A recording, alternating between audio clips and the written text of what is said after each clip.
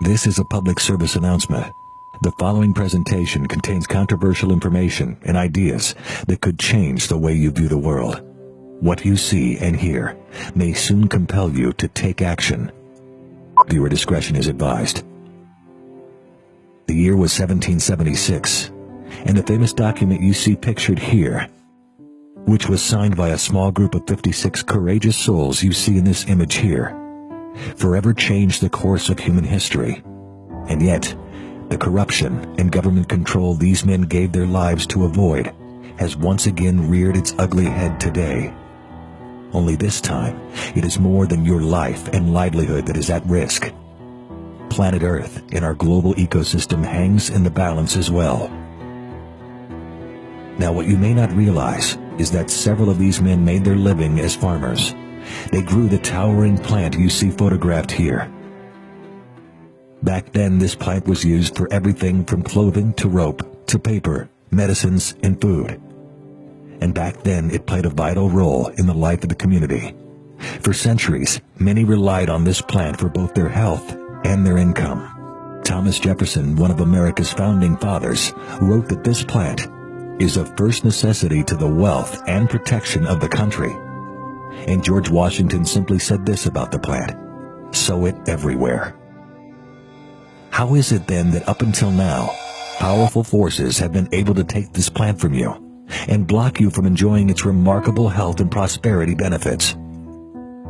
When you realize right now that today, this remarkable plant holds the key to your future and to the future of our planet, well, how can you not feel outraged by what has been done? You will hear more about this in just a moment, so be sure and watch this short presentation to the end.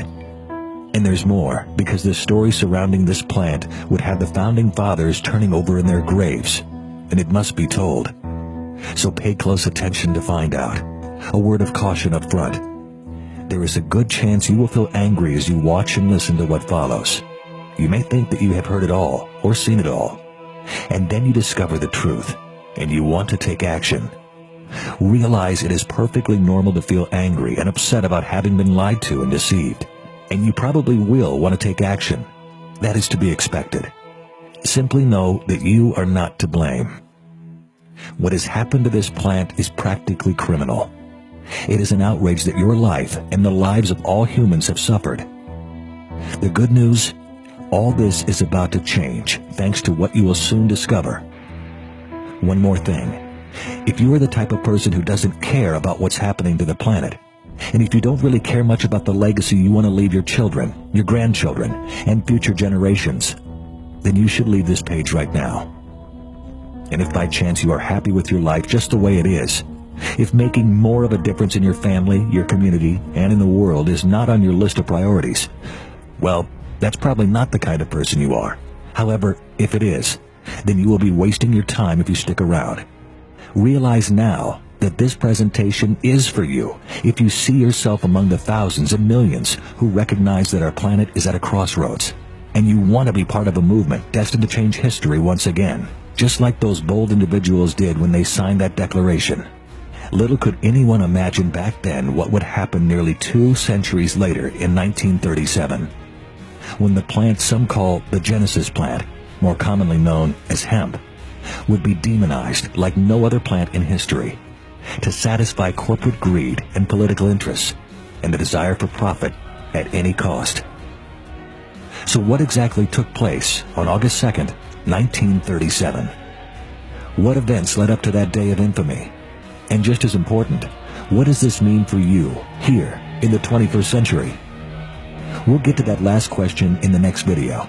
Right now, realize that hemp has been cultivated in America since the first settlers arrived in the 1600s. By 1810, hemp was America's 3rd largest agriculture commodity, and as recent as a century ago, hemp played a vital role in the U.S. economy. That is, until a vicious propaganda campaign was launched in the 1930s by newspaper tycoon William Randolph Hearst. You see, Hearst didn't just own 22 daily newspapers and 15 weekly papers from coast to coast. He owned the lands that grew the trees which fed his paper mills. His entire empire was threatened by hemp. And so it began. A sinister plot was seemingly hatched. to slander, denounce, and literally crucify hemp by associating it with the term used in Mexico for the plant, marijuana. Hearst published made-up horror stories about marijuana for years, calling it an evil weed. Propaganda films like Reefer Madness and Assassin of Youth were produced. It was all part of what looked like a cunning scheme designed to preserve the profits of corporations that poison the planet, that destroy the forests and soils, and that today puts our global ecosystem at risk of collapse. Hearst and his corporate cronies appeared to have one goal in mind: to gain enough public support so that laws could be passed banning both hemp and marijuana. And unfortunately, it worked. The American people were soon brainwashed to think and believe that hemp is the same as marijuana, and yet nothing is further from the truth. Consider the following statement issued in a recent Congressional Research Service report. Although marijuana is also a variety of cannabis, it is genetically distinct from industrial hemp and is further distinguished by its use and chemical makeup. Simply speaking, hemp contains 0.3% or less of the psychoactive ingredient THC, compared to a range of 5 to 25% found in medical marijuana. In other words, you'd have to smoke a hemp joint the size of a telephone pole to get high. Even then, you would probably end up with just a headache and a sore throat. Keep this in mind as you continue watching, because the timber and paper industries were not the only industries threatened by hemp. And when you see how all the dots are connected, you feel even more angry. You probably will want to take action, which makes total sense inside and out. So have a look for yourself, listen to what follows, and draw your own conclusions. For in the late 1930s, new technologies had arrived, promising to make hemp a cheap and eco-friendly alternative to the toxic methods used to make paper and synthetic fibers. Hemp looked ready to become the go-to source for the manufacture of building materials, textiles, papers, and plastics. Over time, hemp could have wiped out the profits in the steel, alcohol, food, oil, and pharmaceutical industries as well. Imagine for a moment, what if hemp had replaced petroleum and become America's homegrown, non-polluting biofuel of choice? And what if hemp had prevented the unnecessary and senseless destruction of thousands of trees and forests, reducing the carbon footprint at the same time?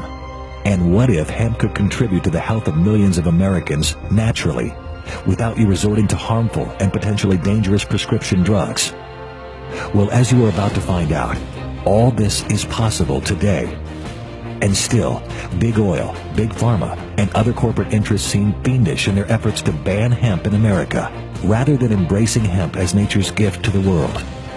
Now, in addition to Hearst, other key players involved in the alliance to destroy hemp included Harry J. Anslinger, Andrew Mellon, and the DuPont Company. Both Hearst and DuPont in particular were at risk of significant financial loss because of hemp. And as you will see, the web of lies, corruption, and deceit grew tighter. Andrew Mellon, one of DuPont's primary investors, served as President Hoover's Secretary of the Treasury. Mellon appointed his future nephew-in-law, Harry J. Anslinger, to head the newly formed Federal Bureau of Narcotics. Coincidence or not, Anslinger would go down in history as the drug czar who led the government campaign to outlaw hemp. The cunning strategy was something you'd expect from a Madison Avenue ad agency. Confuse hemp with marijuana, and then brand marijuana as an evil weed. Spread lies and hysteria through the Hearst newspaper and publishing network. And give in to greedy corporations like DuPont wanting a world where hemp did not exist. And so, on August 2nd of 1937, the unthinkable happened. The Marijuana Tax Act was passed. The law imposed heavy taxes on hemp farmers. It made cultivation or any use of the hemp plant economically unfeasible. Hemp farming in America came to a grinding halt, and with it, the hope for a cleaner and better world. It was a dagger in the heart of an amazing plant, and a betrayal of you and the values you hold dear, of your family, your legacy, and generations to come. It was and is an American betrayal. And yet, while a dark chapter in America's history may have begun in 1937, today, right now, we are witnessing the end of an era that never should have been. For out of the ashes of the past arises a new world, where the ancient and modern Genesis plant plays a starring role, enriching the earth, restoring balance to the ecosystem, while blessing your life and the lives of those you care about the most. The fuse has been lit, igniting a movement and a mission. It is the beginning of an unprecedented opportunity to take back your health, your freedom, your planet. The place we all call home. So where do you go from here? Watch the next video now for a surprising twist to our story.